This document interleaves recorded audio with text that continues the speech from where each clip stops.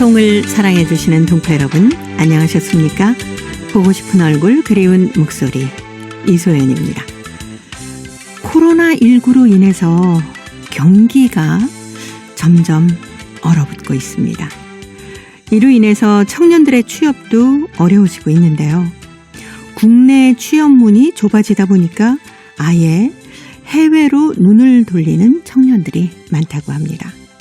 그런데요, 치열한 이 경쟁을 뚫고 해외 취업에 성공한 학생들이 있습니다. 청년들의 성공적인 해외 진출을 위해서 정부는 물론이고 각 대학에서도 해외 취업 프로그램을 만들어서 지원을 아끼지 않고 있는데요. 해외 취업 설명회를 개최하기도 하고 여러 가지 다양한 노력을 기울이고 있습니다. 많은 학생들이 보다 넓은 세상에서 자신의 꿈을 펼칠 수 있었으면 좋겠네요. 자, 오늘 첫 곡은 양희은의 노래 준비했습니다. 내 꿈을 펼쳐라.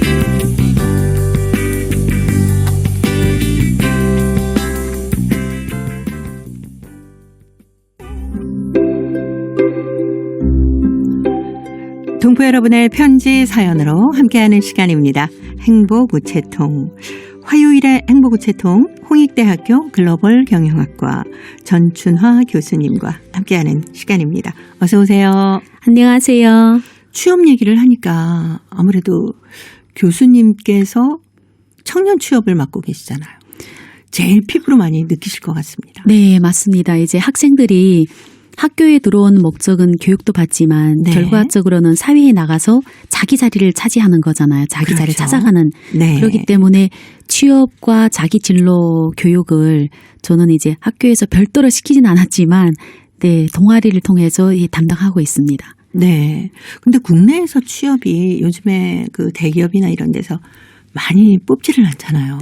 올해는 특별하게 또 이 코로나19 때문에 네. 기회가 많이 줄어들긴 하였죠. 그렇죠. 그리고 또 학생들이 사실 학교 다니면서 내가 도대체 어디에 가자는 거를 잘 모르고 공부하는 친구들도 많아요. 네. 열심히 하는데 네네. 내가 나중에 어디에 갈지는 그냥 그때 상황에 따라서 어떤 자리가 나오면 자기가 이제 응하니까 준비도가 좀 많이 부족한 학생들이 많아서 제가 볼 때 자리도 적은 부분도 있지만 매칭이 잘 이루어지지 않는 것 같습니다. 네. 그래서 해외에 나가서 좀 활동하고 싶다 하는 학생들도 많이 늘어났다면서요? 네. 왜냐하면 한국 기업이 주로 이제 한국에서 인재를 채용하더라도 네. 이 인재가 해외를 잘 알아가는 그 해외 시장, 해외의 어떤 트렌드를 잘 아는 그런 인재들이 많이 필요하거든요. 네. 그러다 보니까 해외에서 유학 경험이 있거나 아니면 연수 경험이 있는 네. 제일 좋기는 인턴 경험이 있는 친구들을 그렇죠. 더 원하는 거죠.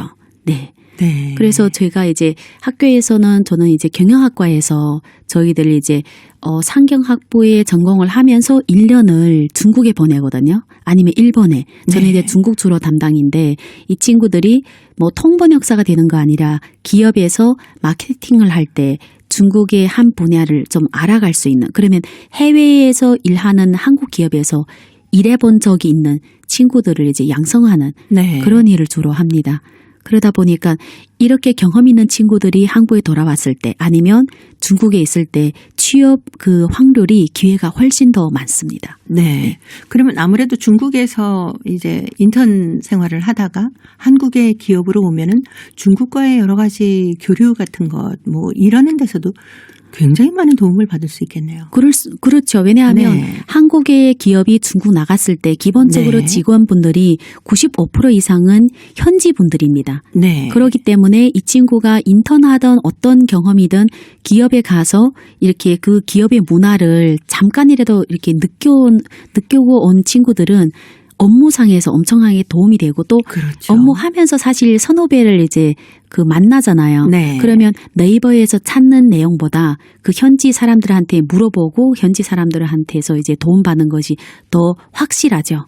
네. 네. 그래서 특히 또 요즘 같은 비대면 시대에는 맞습니다. 그런 게 얼마나 많이 필요할까 싶네요. 올해는 사실 이 프로그램을 올해는 해외 프로그램 많이 추진은 못했거든요. 상반기 때는 언젠가는 멈추니까 네. 다음 학기 하자. 근데 이 학기 와서도 사실 이게 수그러들지 않아서 좀 많이 안타까워서 저희는 이번 학기부터는 온라인상으로도 네. 인턴 프로젝트를 최대한 진행하려고 노력은 했습니다. 이제 네. 인원수는 옛날보다 훨씬 적어졌지만 그렇죠. 그런 시도를 많이 하고 있다는 거죠. 네. 근데 아까 말씀하신 것처럼 자기가 경영학 공부를 하면서도 어느 직장으로 어떻게 가야 되는지 진로를 잡지 못해서 무조건 공부만 열심히 하는 학생들이 있잖아요.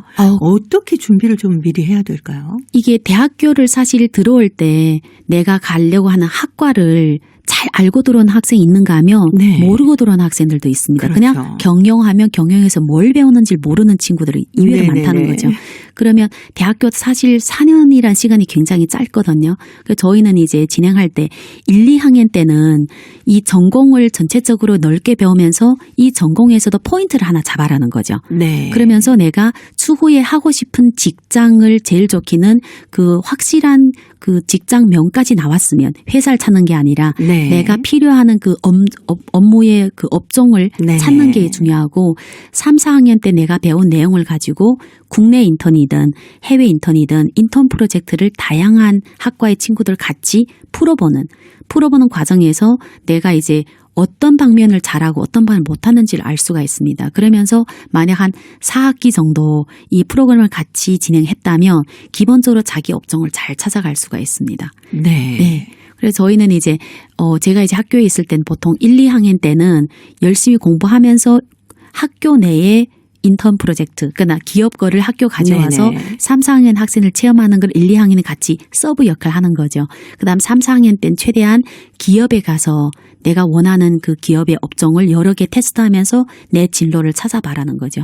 그리고 기업은 실제로 업무 경험이 있는 학생들을 원합니다. 그럼요. 네. 네. 그래서 이게 학교와 기업과 사회가 같이 박자를 맞춰가면서 인재를 양성하는 게 필요하다는 거죠. 학생들은 네. 그런 무대가 필요하고 그 무대에서 자기 진로를 찾아가는 게 제일 중요하지 않을까 생각합니다. 네. 그런데 이번에는 이 코로나19 때문에 그 대기업이나 이런 데서 그런 기회를 많이 마련하지 못한 것 같더라고요. 네, 많이 마련하지도 못했고 네. 오히려 그 원래 있던 인재들을 사실 예. 어쩔 수 없이 이제 그 자리가 부족하니까 원래 있던 사람 내보내는 상황이잖아요. 네. 그럼에도 불구하고 사실 이제 인재 채용이 있습니다. 그래서 올해는 그 비대면 채용을 많이 했습니다. 네. 비대면으로 기업마다 자기의 그 옛날엔 상품을 홍보 자료 만든다면 네. 기업에 원하는 인재상을 기업에서 자기를 홍보를 하는 거죠. 그리고 그걸 보고 그다음 그 학생들이 추천해서 그 온라인상에서 면접을 네네. 보고 네. 온라인상에서 기업에 원하는 인재 그러나 화상으로도 하지만 그 영상으로도 시청하고 그다음 자기 네. 소개도 영상으로 진행하는 그런 거가 올해 트렌드인 것 같습니다. 네. 그러려면 아무래도 자기 소개하고 영상으로 만드는데 아주 익숙해져야 되겠네요. 또 그렇진 그게 않고 또 좀 중요하지 않을까 싶기도 한데요. 그것도 중요하긴 하는데 네. 사실 영상학과는 아닌 학생이라면 그냥 휴대폰 하나를 가지고도 네. 편집기로 충분히 할 수 있거든요. 근데 영상이라면 아마 이 학생이 스킬이나 이런 걸 다 볼 건데 저희들 보자는 거는 이 학생이 살아오는 그 4년 동안 준비했던 경험과 네. 그 내용을 보자는 거가 더 많기 때문에 굳이 뭐 편집을 잘 못해도 그냥 얼굴 크게 하고 찍어도 괜찮긴 할 것 같습니다. 네. 그러니까 4년 동안 정말 얼마나 이 분야에 대해서 열심히 공부했는지가 그대로 드러날 수 있는 기회잖아요. 그렇죠. 네. 그리고 이제 학생들한테 말하고 싶은 거는 학교에서 다양한 활동을 체험해서 사진이나 네. 기록을 남겨서 영상이 같이 넣으면 훨씬 더 풍부해 보인다는 거죠. 그렇죠. 네, 이 친구를 알아가는데 짧은 시간 안에 많이 알 수 네. 있으니까. 네. 교수님과에서 취직 얼마나 했나요? 저는 이제 1년에 네. 요즘은 많이 못 보냈는데 한 30명 안팎으로 이전에 한 50명 정도를 중국에 보냈습니다. 그래서 1년 동안 해서 왔는데 제가 2016년도부터 이 프로그램을 하고 나서 얼마나 많이 보냈다 이거는 얘기하기는 좀 어려운데 네. 올해만 해도 이 어려운 상황에 네. 한 7, 8명 학생이 취직인 좋은 소식이 왔습니다. 예. 네, 그 좋은 소식 중에서도 사실 좋은 기업을 가는 걸 원하진 않았지만 그래도 내놓으면 알아라는 이런 네네네. 기업에 은행만 해도 하나은행, 신한은행, 우리은행, 기업은행 오. 그리고 CEO 자사에는 BGF 네. 이런 회사에 학생들이 내가 원하는 것을 잘 찾아서 가서 행복하게 네. 그래서 고맙다는 인사를 받은 그게 저는 예. 너무 뿌듯했습니다. 네. 그래서 좋은 기업에 취직하는 것을 이제 축하하기보다 내가 정말 진정하게 원한 진로를 그렇죠. 찾아가서 네. 네, 4년 동안 아깝지 않게 보내왔다. 그 얘기 듣는 게 저는 제일 좋은 것 같습니다. 네. 아마 그 학생들도 취업을 하고 나서 우리 교수님의 이런 것들이 나한테는 참 취업하는 데 많이 도움이 됐어라고 그 후배들에게도 좀 많이 전달해 줬으면 좋겠네요. 그래서 저희들은 이제 홈카밍처럼 네. 취업했던 친구들이 이제 취업 준비하는 친구들한테 이제 같이 이야기 나눌 수 있는 그런 예. 자리를 마련하거든요. 네. 그래서 올해는 사실 비대면으로 진행해야 되지 않을까. 그래서 올해 지나가니까 설 전에 홈카밍 네. 비대면 한번 진행하려고 합니다. 네. 아유, 평생 즐겁게 할 수 있는 일을 찾았으면 좋겠습니다. 자, 화요일에 행복우체통 어떤 사연이 또 들어와 있을까요? 중국 길림성 연길시 김경희 씨가 보내오셨습니다. 남편도 힘들다라는 글인데요. 제가 먼저 소개해드리겠습니다. 가끔 여자들만의 모임에 가면은 어떤 여성들은 자신이 불쌍하다고 하소연한다. 돈 못 버는 남편을 만나 불쌍하고 가족과 회식할 줄 모르는 깍쟁이 남편을 만나 불쌍하고 자기밖에 모르는 남편을 만나서 불쌍하다고 얘기한다. 정말 여자가 불쌍한 건가?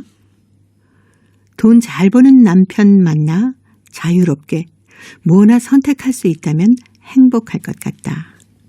그러나 그렇게 돈을 버느라고 남편은 몸도 마음도 많이 지치게 된다. 가족을 위해서 돈을 버는 기계로 살아가야 하는 남편이 불쌍하다는 생각이 든다. 가족과 회식하는 것은 참 멋지고 폼이 난다. 그러나 그런 회식을 꼭 해야 하는 것도 아니고 회식을 할 줄 모르면 깍쟁이는 더구나 아니다. 부부는 서로를 이해하고 맞춰가며 살아가야 한다. 행복은 만족할 때만이 느낄 수 있다. 나에게 없는 것과 남에게 있는 것을 비교하면 영원히 행복하지 못하고 불행하다. 그런데 적지 않은 사람들이 자기에게 있는 것보다 없는 것을 먼저 느끼고 괴로워한다. 스스로 고통의 심연에 빠져 들어간다는 것이다. 뿐만 아니라 가끔 나를 끔찍이 사랑하는 사람까지 괴롭히기도 한다. 요즘은 남편들이 불쌍하다는 생각이 많이 든다. 가끔 동네에서 부부가 다투는 소리를 듣는데 남편의 소리는 크게 들리지 않고 아내의 환한 목소리가 동네의 밤 고요를 깨기도 한다. 어쩐지 그 집 남편이 불쌍한 생각이 들었다. 무슨 이유로 다투는지는 모르지만 자식들 앞에서 아버지의 자존심이 여지없이 짓밟혀질 것은 불보듯 뻔하니까 말이다. 남편의 이미지는 아내가 만들어주는 것이다.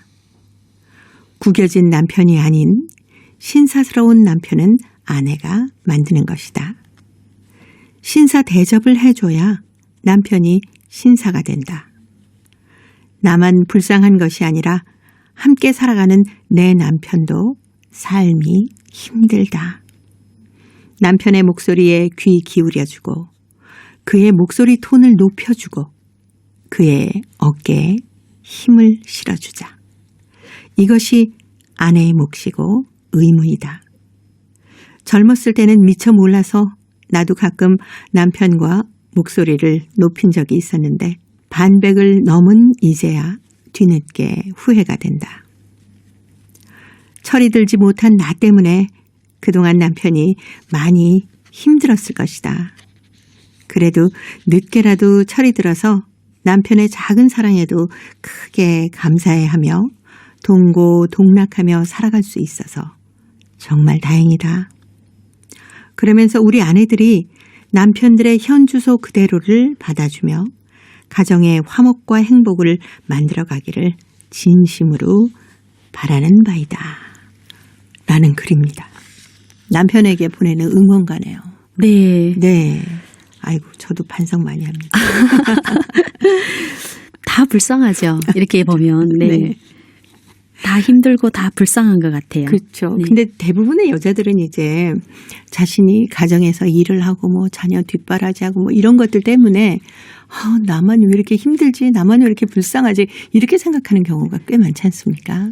보통 이제 자기가 하는 일만 많이 보이니까 남편은 그렇죠. 밖에서 하기 때문에 네. 집에 오게 되면 하는 일들이 그게 큼직큼직한 일 빼고는 잔잔한 일들을 많이 안 하니까 손꼽아 네. 했을 때는 헤아리면 내가 더 많이 한 느낌이 들어서 여자들이 또 개인적으로 보면 여자들은 자기는 약하다고 생각을 해요. 그렇죠. 그래서 남자는 강하기 때문에 힘들어도 참아야 되고 나는 약하니까 내가 보호를 받아야 된다 이렇게 생각하기 때문에 네. 아마 그런 지금 현 상황이 나오지 않을까 합니다. 네. 근데 편지 주신 김경희 씨 사연을 보니까 나이가 좀 들고 나서야 남편의 그 힘든 모습이 보이고 내가 그동안 얼마나 잘해줬었나라고 반성을 하게 된다라고 하셨는데 사실 이런 게 꼭 필요하거든요. 맞습니다. 네. 자아 반성을 꼭 해봐야 되죠. 저는 이제 그 한국에 오기 전에는 네. 중국은 다 맞벌이잖아요. 이제 그렇죠. 집에서 이제 아이를 키우는 분들도 있지만 대부분은 제 주위는 일단 다 맞벌이거든요. 그렇기 때문에 여자와 남자, 여자가 밖에서 남자가 어떻게 일하고 하는 거를 자기도 일하기 때문에 피부로 느껴요. 많이 보니까. 네, 많이 네. 보기 때문에. 왜냐하면 내가 그 정도 힘들지 않아도 내가 일하는 곳은 다른 남자들이 있잖아요. 그분들이 힘든 걸 볼 수가 있기 때문에 아마 물론 이제 부부싸움 하면 여자도 막 이제 남편을 하는 거는 한국과 똑같은데 그래도 집안에서만 있지 않기 때문에 아마 좀 더 낫는 것 같아요. 그렇죠. 네. 그리고 그렇게 많은 시간에 남편 뒷얘기를 할 시간이 많지 않아요, 모여서.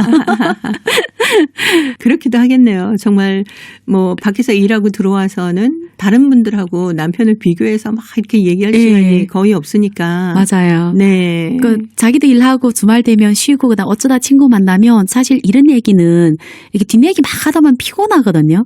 또 맞아요. 자랑도 막 하다면 사실 그리고 결론도 피곤해요. 없고. 네, 예.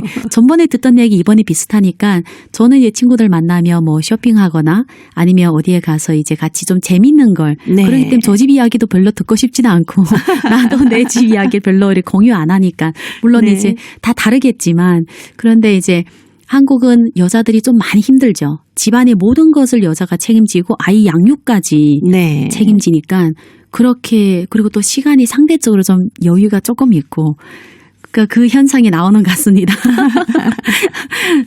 사실 누가 더 힘들고 덜 힘드냐 이거는 바라보는 관점에 따라서 확연히 달라지거든요. 맞습니다. 네.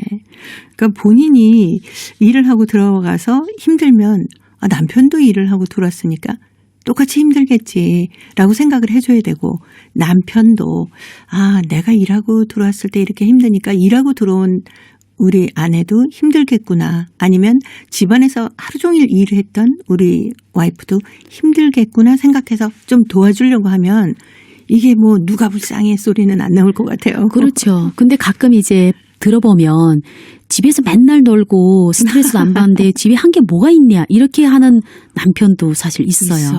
그러니까 욕먹을 일을 말을 하니까 집안일이 얼마나 티나지 않고 힘든 건지 모르는 거죠. 그렇죠. 자기는 이제 나갔을 때 이제 들어와 보면 거의 다 대부분은 남편 나갔을 때 그 치워놓은 것이 아이들 돌아오면 또 난장판 내잖아요. 그렇죠. 그러니까 자기가 볼 때는 거기서 거기인 거예요. 그렇지만 네. 여자들은 정말 하루 종일 쉬지 않고 다 이거 체크를 하다 보니까 그 쌓이는 것을 어디에다가 화를 낼 수 없으니까 이제 남편한테 네. 하는 거고 남편도 자기도 모르게 이제 회사에서 받은 스트레스를 집에 와서 편안하지 않으니까 네. 서로 다 불쌍한 것 같아요. 서로도 서로 이해해야 되고. 네.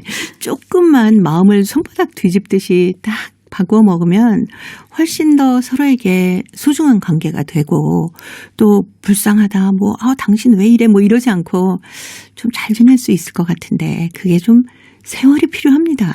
맞습니다. 세월이 필요하고 좀 둥글둥글해져야 되고 네. 웬만한 말 던져도 상처를 안 받고 그렇게 되려면 아마 한 50대, 50대, 60대 가서 그러지 않을까. 네. 그러니까 지금 50대, 60대 그런 거 많이 느끼시는 분들이 이렇게 편지를 많이 보내주시잖아요. 네. 그러니까 이제 조금 더 젊은 세대들이 아, 그렇구나. 우리는 그 서로를 이해할 수 있는 어떤 시기를 조금 더 앞당겨보자 하는 지혜가 필요할 것 그래서 같습니다. 지금 부부 교육 뭐 이런 것도 네. 하잖아요. 부모 교육. 그게 굉장히 많이 필요한 것 같고 인생을 살면서 스스로 터득하는 거가 좀 힘든 것 같습니다. 그렇죠. 그래서 요즘 그 부부교실 뭐 이런 게 많지 않습니까? 근데 거기를 네. 누구나 다 찾아가는 게 아니잖아요. 그 부부 듀엣이 노래합니다. 부부.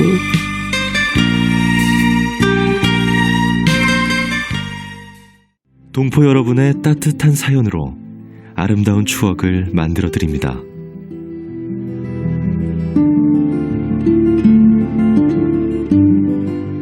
보내실 곳은 대한민국 서울특별시 영등포구 여의공원로 13 KBS 한민족방송 보고 싶은 얼굴 그리운 목소리 담당자 앞이고요.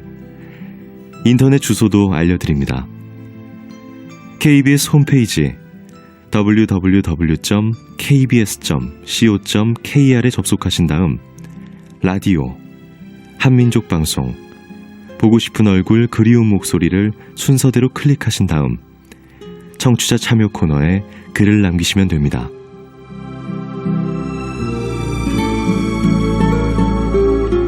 정다운 이야기와 아름다운 음악이 있는 보고 싶은 얼굴 그리운 목소리 동포 여러분과 늘 함께하겠습니다.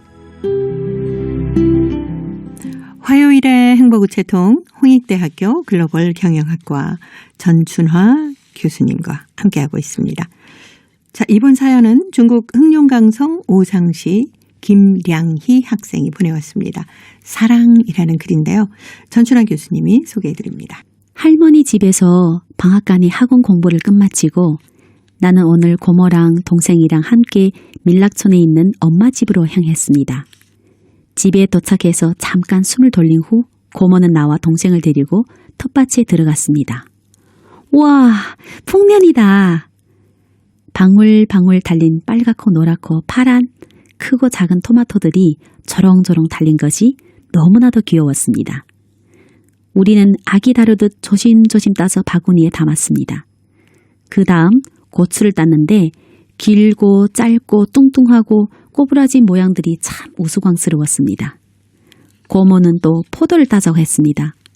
포도 넝쿨이 휘어지도록 먹음직스러운 포도들이 주렁주렁 달려 있었습니다. 고모는 사다리를 밟고 올라가서 포도를 따고 나는 이리저리로 뛰어다니며 포도 송이를 받아 박스에 담았습니다. 글쎄 다 따서 담으니 6박스나 되었습니다. 나와 동생은 숨을 몰아쉬며 땀을 훔쳤습니다. 우리는 방울에 들어가 벌렁 들어 누웠습니다. 엄마가 힘드느냐 시원한 수박을 가져다 주셨습니다. 개눈 감추듯 수박을 먹고 갈증을 푼 나는 궁금증이 발동했습니다. 엄마, 요즘 아침 시장에 나가면 별의별 남새들이랑 과일들이 다 있고 값도 엄청 싼데 왜 이렇게 힘들게 심어 갖고 와요? 어떤 장사꾼들은 돈에 눈이 어두워서 양심을 어기면서 먹는 음식에다가 몸에 좋지 않은 농약을 쳐서 마음 놓고 먹을 수가 없잖아. 엄마 아빠는 우리 양이하고 민규가 유기농 채소를 많이 먹고 빨리 크라고 이렇게 남새를 심고 있단다. 엄마의 말씀에 나는 마음이 뭉클해졌습니다. 많은 부모님들은 돈을 벌기 위해 자식들 두고 머나먼 한국 땅으로 가셨지만 우리 엄마 아빠는 우리 곁을 지키시느라 아침부터 밤늦도록 농사일에 바쁘십니다. 그리고 우리 건강을 위해서 짬 시간을 이용하여 유기농 채소까지 심어 갖고 오고 계십니다. 엄마 아빠의 이런 사랑을 먹고 우리 형제는 몸도 마음도 꿈도 무럭무럭 키워가고 있습니다. 네. 사실 이렇게 텃밭 가꾸면서 가족들을 위해서 뭐 다른 일을 하면서도 이렇게 하시기는 쉽지 않거든요. 그렇죠. 네.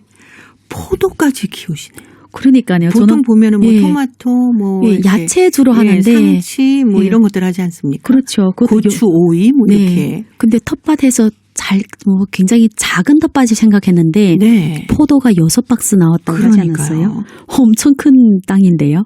와. 네.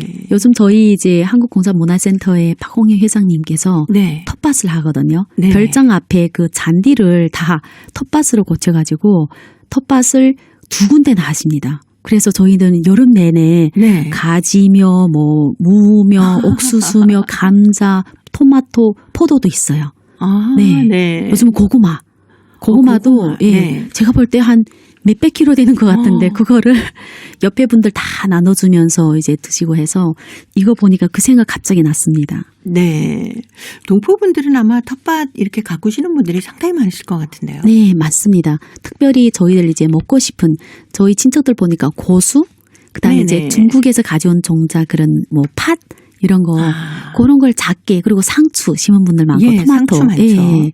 그러면서 즐기면서도 자기 먹는 거를 좀 챙기고 그런 분들이 좀 있습니다. 네. 주변에도 많이 나누어 주시고. 예, 크게 하신 분들은 다 못 먹거든요. 이게 남을 위해서 텃밭을 하는 것 같습니다. 네. 오늘 김량희 학생이 보내온 사랑이란 글 보면서 아마 내가 중국에 있었으면 이렇게 집 옆에 텃밭에다가 우리 애들 이런 거 가꿔줬을 텐데 하면서 고향 생각들 많이 하실 것 같네요. 아, 그럴 것 같아요. 그리고 예. 중국에 계시면 텃밭이 큰 분들이 계셔서 자식뿐만 아니라 친척들분한테도 나눠주고 네. 김장철 되면 고춧가루를 다 잘 해가지고 보내시는 분들이 꽤 있었거든요. 예. 그리고 텃밭에서 갖고 배추로 김장도 담그시고. 맞아요. 네. 그러실 것 같은데. 고향 생각하시면서 이 노래 들어보십시오. 정태춘, 박은옥이 불러주는 고향집 가세 준비했는데요. 자, 이 노래 들으면서 홍익대 글로벌 경영학과 전춘화 교수님과는 다음 주에 또 뵙도록 하겠습니다. 고맙습니다. 감사합니다.